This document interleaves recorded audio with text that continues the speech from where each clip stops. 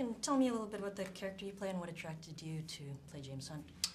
Yeah, I played James Hunt, who's a Formula One driver in the 70s who kind of embodied the sex and the glamour and the fun of Formula One in that time and all the glory and what have you.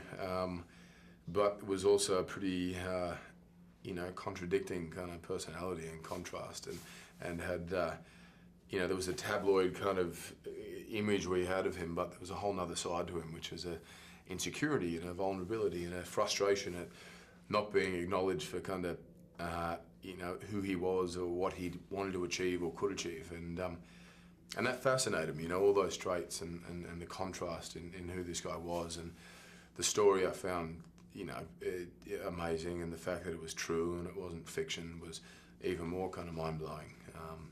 And Ron Howard directing the movie was, pretty much the, the reason initially I jumped in. Right.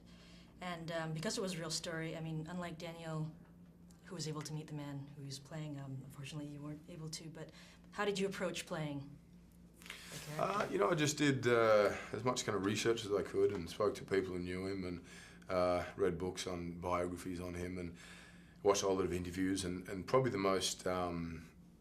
biggest kind of indication into who he was the B-roll footage of that the BBC had given us of interviews with James and outtakes of interviews where he's just kind of screwing around and having fun and making jokes, and you see an insight into this guy was a kid.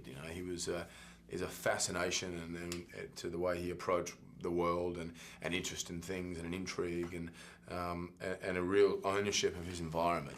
Just like young kids, they pick something up if they want that, good. If not, throw it away, on to the next thing. And he was like that, and that was a fairly refreshing sort of attitude, especially to see in an adult. And actually, what about the flip side? Did you meet the real Niki Lauda, and did he give you any kind of interesting anecdotes kind of from the rival perspective? No, I didn't see him until literally a couple of days ago. I didn't get to meet him when we were shooting, and I saw him and I said, he was doing a bunch of press and what have you, and I said, how's it all going? You having fun? Nope, boring.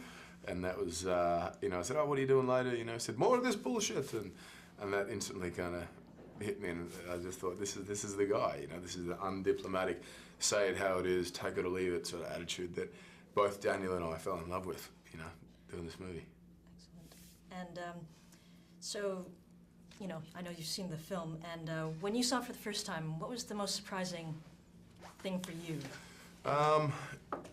The sort of visual element to this film, the way it's shot is just beautiful.